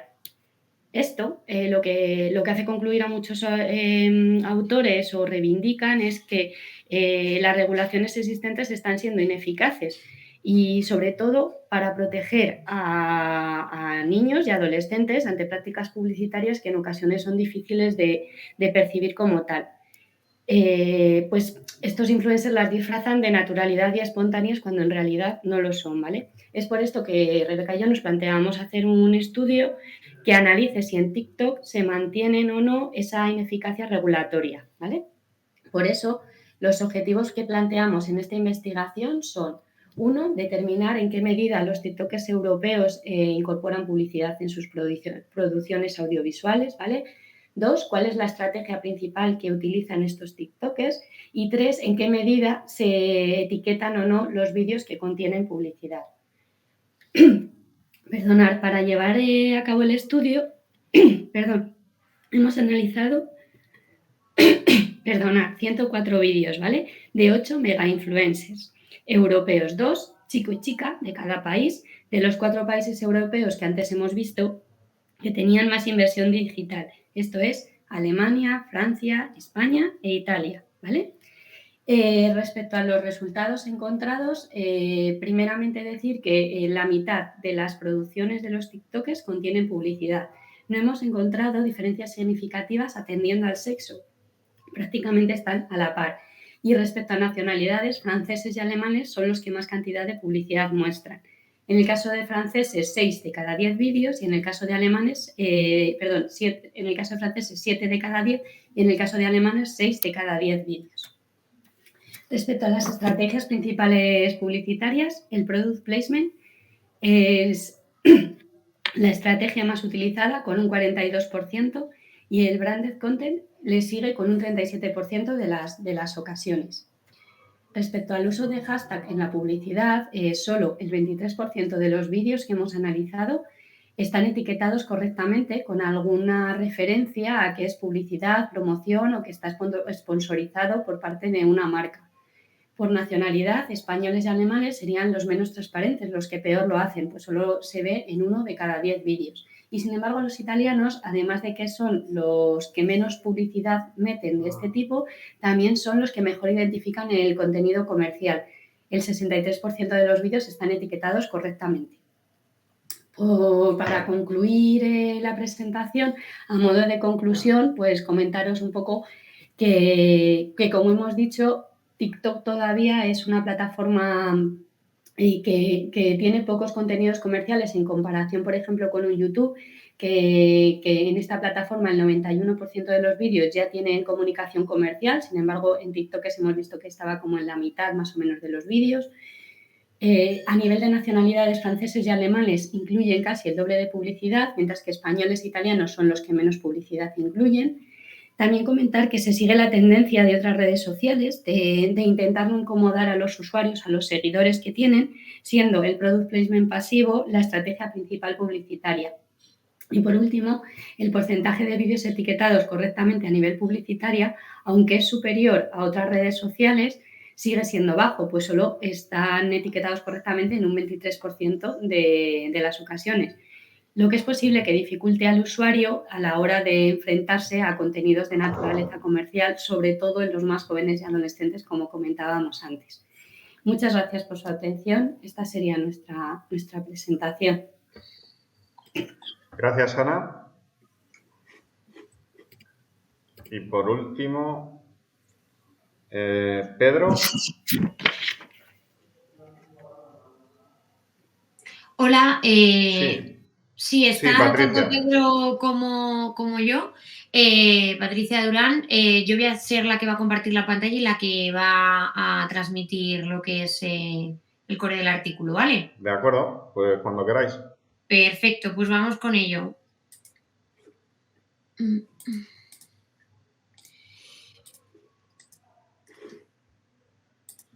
Si no me equivoco, ya tenéis que estar viendo la pantalla, ¿verdad? Se ve perfectamente. Perfecto. Bueno, pues muchas gracias a todos y sobre todo también a Comred por organizar este congreso y a la Universidad Pontificia de Salamanca. Nosotros somos Pedro Cuesta Baliño, que está aquí también, Blanca García Enche, que no nos puede acompañar, y yo, Patricia Durán Álamo, y venimos en representación, bueno, de la Universidad de Alcalá a presentaros este artículo que es el uso de los entornos digitales en la promoción de los emprendedores turísticos de la ciudad de la provincia de Guadalajara. Es importante destacar que este artículo, esta investigación, nace en el marco de los proyectos de investigación de la Universidad de Alcalá y Castilla-La Mancha, que tienen como objetivo investigar el uso que se hace de las redes sociales y los entornos digitales como instrumento para aumentar la visibilidad de la provincia de Guadalajara y evitar así su despoblación. Aquí os dejo, bueno, pues la información de este proyecto. Para comenzar con la presentación del artículo, bueno, todos hemos vivido como, y algunos de los compañeros ya lo habéis comentado, cómo las redes sociales pues forman parte de nuestro día a día independientemente de los años que tengamos, ¿no?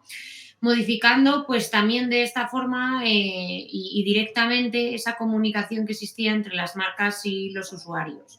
A lo largo de los últimos años pues hay un gran volumen de investigaciones académicas y expertos que han profundizado desde el punto de vista de marketing cómo las redes sociales se han convertido en un canal publicitario indispensable, y en lo que respecta al sector turístico pues también ha sido así, y también se ha demostrado, bueno, pues el impacto que tiene el uso de tanto páginas web como de redes sociales en lo que es la evolución y el impacto de este sector.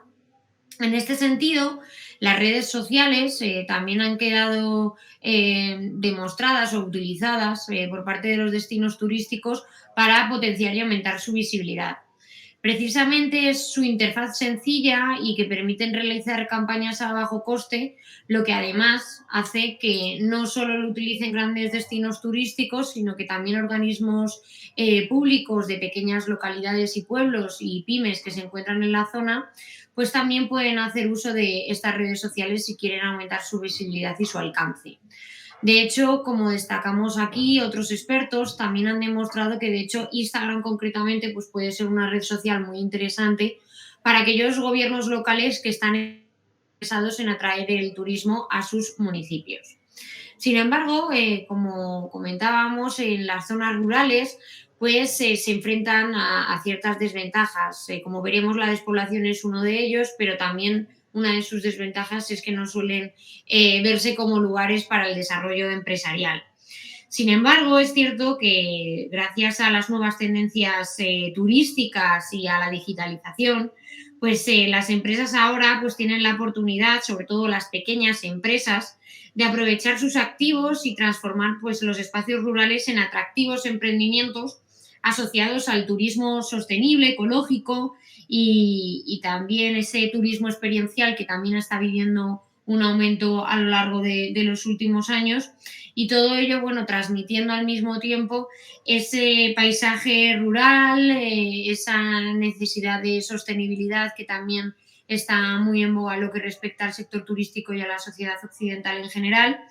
Y bueno, pues al final ese impacto positivo que puede tener ese aumento de visibilidad y ese establecimiento de estos nuevos emprendedores turísticos pues puede ayudar a generar empleo en la zona y evitar directamente pues el despoblamiento que se está sufriendo en las mismas. Sin embargo, la brecha digital que se vive en estas zonas rurales pues es bastante evidente, y tanto estudios privados como públicos llevados a cabo, por ejemplo, por el gobierno de España pues demuestran precisamente que la brecha digital a la que se enfrentan las pequeñas localidades y las zonas precisamente que sufren despoblación es bastante evidente y el uso, pues por ejemplo, que hacen de las redes sociales es muy reducido. Como decíamos, a esta realidad hay que sumarle el fenómeno de la despoblación que se vive prácticamente en toda Europa y en España, evidentemente, desde finales del siglo XX, principios del XXI también.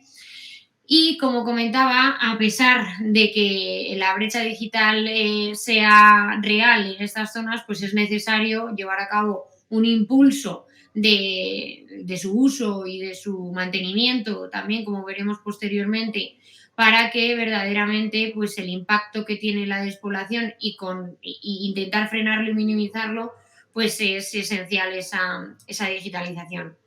En lo que respecta a este estudio, pues nos hemos centrado en la provincia de Guadalajara, una provincia que lleva, como bien decía anteriormente, pues sufriendo este fenómeno de despoblación desde hace bastantes años y así también diferentes también estudios académicos lo están poniendo de manifiesto. Y teniendo en cuenta pues, esta situación, consideramos que los entes privados y públicos que se encuentran en esta provincia de Guadalajara pues tienen la oportunidad de dar visibilidad a la provincia a través de un uso pues, eficiente de los entornos sociales, aumentando el interés que hay en la zona, activando su economía y, en consecuencia, generando empleo y aumentando el desarrollo de la zona. Teniendo en cuenta este planteamiento y esta presentación que os acabo de realizar, pues el objetivo del artículo y la investigación que estábamos llevando a cabo era analizar precisamente qué uso se hacía de los entornos digitales, concretamente de las páginas web y las redes sociales, dentro del sector turístico y agropecuario de la provincia de Guadalajara. Como veis, nos planteábamos varias preguntas, que eran el uso de los entornos digitales aumenta la visibilidad de las áreas rurales en riesgo de despoblación. El uso de los entornos digitales aumenta la visibilidad de los pequeños comercios ubicados en áreas rurales.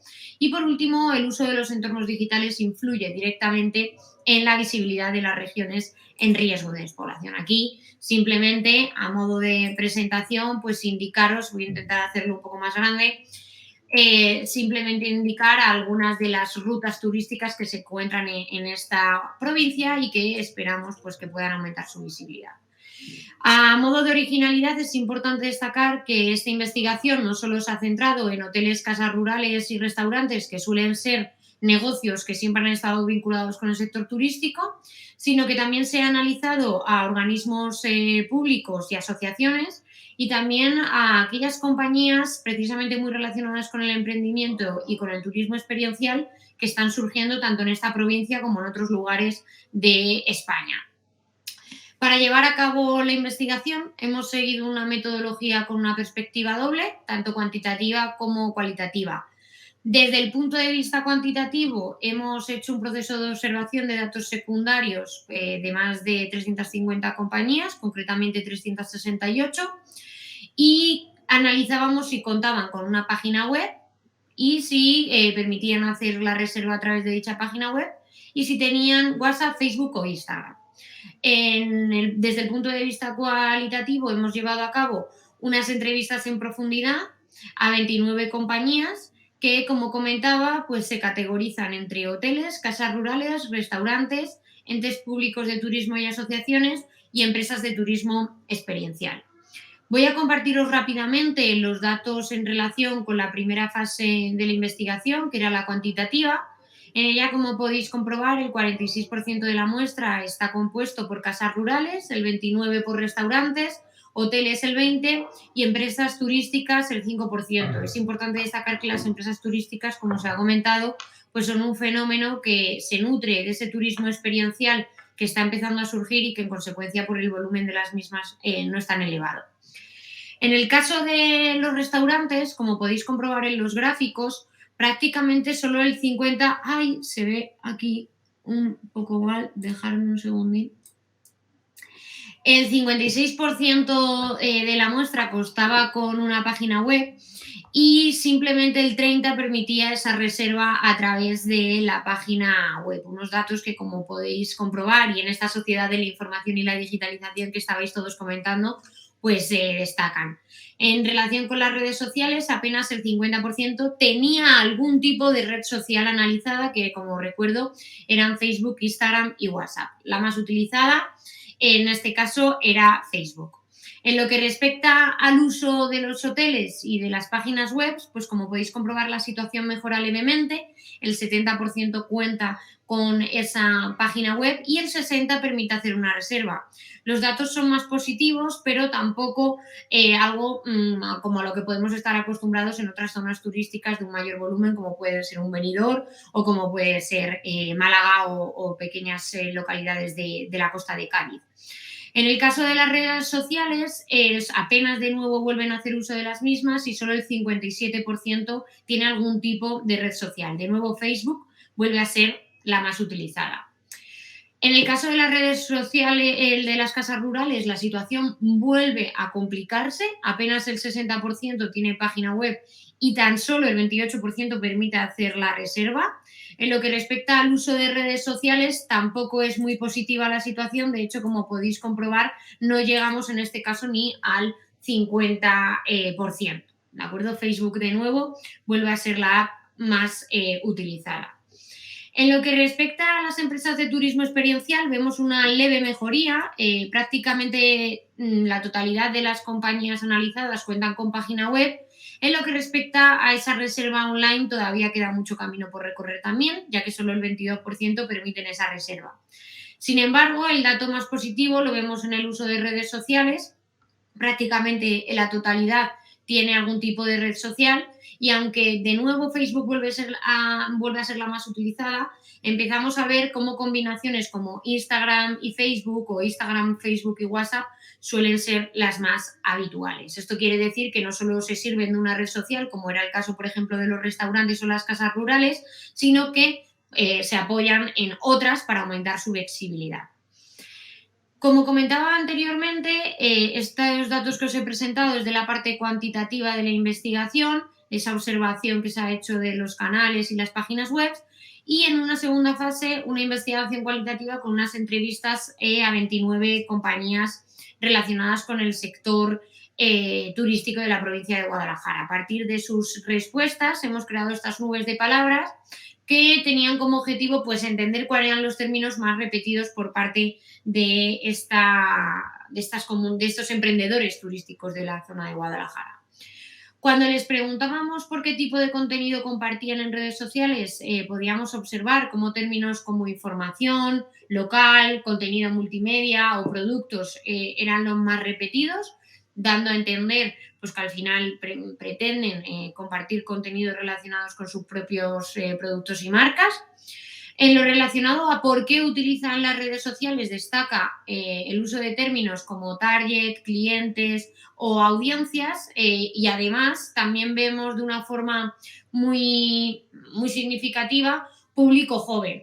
Esto pues, nos invita a pensar que hacen uso de estos entornos para aumentar ese volumen de negocio que pueden tener dentro de la clientela juvenil y aumentar también su visibilidad dentro de este grupo. Es importante también destacar que, como ya habéis también destacado en algunos casos previos, pues que el uso de las redes sociales en el público joven es mayoritario.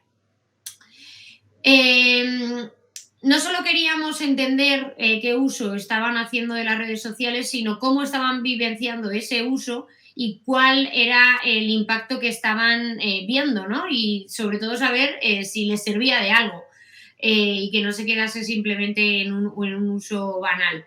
Como podéis comprobar, son conscientes del alcance que tienen gracias a estas plataformas sociales y gracias a la página web. Sus palabras a destacar son posicionamiento, aumento, positivo, visibilidad, reservas. Todo ello nos invita a pensar pues, que verdaderamente se convierte en un canal de captación de nuevos clientes y sobre todo que les ayuda también a aumentar ese posicionamiento que tengan dentro de su sector y dentro de la provincia de Guadalajara. También considerábamos que era importante preguntarles por los canales de distribución y aquí, bueno, pues muy contentos al ver que precisamente los instrumentos que estábamos analizando son los que destacan. Como podéis comprobar, pues web propia o redes sociales aparecen de forma directa. También vemos otros como más concretos, como pueden ser WhatsApp o Instagram. Pero también nos sorprendía la aparición de términos que todos conocemos, como son Booking, como son TripAdvisor, Rusticae o Airbnb. Esto también pone de manifiesto que esos emprendedores turísticos conocen estas plataformas y son conscientes de lo positivo que es estar en ellas para aumentar su visibilidad, su alcance y las ventas, ¿no? Finalmente.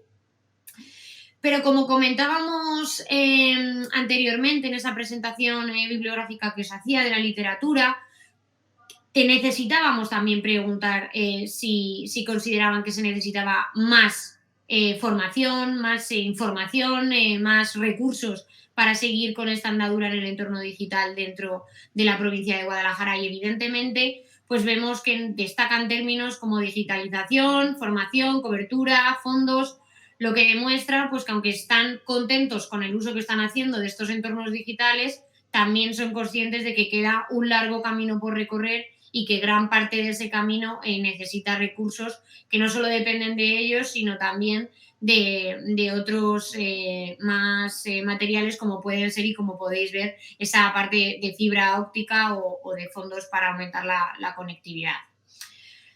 Tras este análisis y a modo de discusiones y conclusiones, pues destacar que las empresas y asociaciones relacionadas con el sector turístico y concretamente los que están en la provincia de Guadalajara ven en los entornos digitales y en las redes sociales pues un canal útil para aumentar su visibilidad, su alcance y, como decía antes, pues sus ventas. Sin embargo, pues también son conscientes de que se necesitan más recursos para potenciar su digitalización y seguir haciendo ese crecimiento y esa andadura en el entorno digital. Vemos que Facebook sin duda es la red social más utilizada en el entorno rural de la provincia de Guadalajara, algo que provoca que otras como Instagram, que dentro de esa revisión literaria que hacíamos parecía como la más indicada para dar visibilidad a un entorno turístico y a las empresas relacionadas con el sector turístico, pues quedan relegadas a un segundo lugar, especialmente en el caso del sector de la restauración y las casas rurales. Esto demuestra pues que están dejando de lado un recurso que evidentemente podría aumentar mucho su visibilidad y su posicionamiento. Al final, todos estamos acostumbrados a hacer esas fotos a nuestro plato cuando vamos a un restaurante y eso sin duda pues es un posicionamiento y un impacto bastante positivo. También veíamos necesario destacar la aparición de terceras plataformas digitales que no eran el core del estudio, como habéis podido comprobar, pero que sí que han sido destacadas por los emprendedores turísticos. Hablamos de Booking, TripAdvisor o Rusticae, algo que nos ha impactado positivamente y que sin duda pues, nos abre nuevas líneas de investigación. Y bueno, pues destacar evidentemente esa brecha digital existente en estas zonas es algo notorio, lo demuestran los datos y por ello pues sin duda se necesita esa mayor visibilización y esa formación para que los emprendimientos rurales pues hagan un mayor uso. Con un uso positivo de estos entornos digitales analizados, pues al final tanto empresas privadas como asociaciones y ayuntamientos públicos de la zona de Guadalajara y de zonas que estén en riesgo de despoblación o en riesgo de poder sufrirla, pues tienen la posibilidad de comunicar el potencial de sus empresas, de sus tierras, de sus pueblos y regiones, abriendo el futuro para estas zonas, mejorando su sostenibilidad demográfica y poblacional y pues al final siguiendo un poco la línea de sostenibilidad que la sociedad occidental está demandando. Para concluir, simplemente indicar algunas limitaciones. Evidentemente es un estudio que hemos llevado a cabo dentro de la provincia de Guadalajara debido a este proyecto en el que nos encontramos. Es cierto que también se ha centrado en el sector turístico y nos ha analizado otros sectores que podrían también encontrarse en la zona. Así que a futuro pues existe la posibilidad de aplicar esta metodología tanto a otras regiones de España como de Europa como a otros sectores para ver cuál es el uso que hacen de estos entornos. Aquí destacamos algunos de los recursos bibliográficos más importantes y simplemente agradeceros a todos vuestro tiempo y estar aquí un viernes escuchándonos antes del fin de semana. Muchísimas gracias. Gracias, Patricia. Una vez hemos terminado ya la presentación de todas las comunicaciones, si hay alguna pregunta a cualquiera de los y las ponentes, pues es el momento de realizarlas. ¿Ninguna? A mí me gustaría preguntarle a Ana Pastor y a la compañera también que estaban con el caso de TikTok. Tanto Pedro como yo hemos investigado TikTok y hemos publicado algún artículo sobre esta plataforma red social y nos parece muy interesante que se analice desde el punto de vista publicitario. Sin embargo, a mí me gustaría preguntarte y tras escucharte si el tipo de contenido que se publica y dada también los perfiles de edad que hay dentro de esta red social, pues si están muy centrados en algún tipo de sector más orientado al público joven o si hay marcas que quizá no están tan vinculadas con el público joven pero lo están usando para aumentar su posicionamiento precisamente con esas generaciones. No sé si habéis podido profundizar un poquito en ese tipo de contenido y ese análisis quizá de la marca. Hola, perdón porque tengo la voz un poco fastidiada. Sí, es que, bueno, pues no me recupera del todo el COVID. De lo que estás preguntando, los TikTokers que elegimos, que no lo hemos comentado antes, eran muy jóvenes. Eran de 16 a 21 años. Entonces están muy enfocados a un target menor o adolescente, muy adolescente. Claro. Y no hemos profundizado en el tipo de publicidad, de lo que estabas preguntando. Nos hemos centrado sobre todo en qué estrategia publicitaria se utilizaba y si estaba o no etiquetado correctamente. Correctamente. Sí. Perfecto, pues creo que sería muy interesante también, ya que habéis empezado con ese análisis de contenido, seguir en esa línea porque sin duda es una red social que va a dar mucho que hablar y investigar. Sí, la verdad es que sí. Muchas gracias. Gracias a ti por la Patricia, pregunta. respecto a esta cuestión que proponías, no sé si pudisteis ver la conferencia de Pavel, la primera de ayer por la mañana. Si no está subida en el canal de YouTube del Congreso, que creo que ya está subida, estará a lo largo de este fin de semana, pero creo que ya está disponible para que podáis acceder a todo el contenido que sale del Congreso, tanto el de este año como el de ediciones anteriores. Además, trato profundamente todo lo relacionado con TikTok. Qué bueno, genial, pues genial saberlo porque entre la maraña del programa no había visto esa intervención. Así que muchísimas gracias, estaré atenta. Nada, gracias a todos y todas y si no hay ninguna pregunta más, pues damos por concluida esta mesa. Muchísimas gracias, que ha sido un placer. Santi, Pera. Gracias. Hasta luego. Buen fin de semana. Hasta luego. Hasta luego.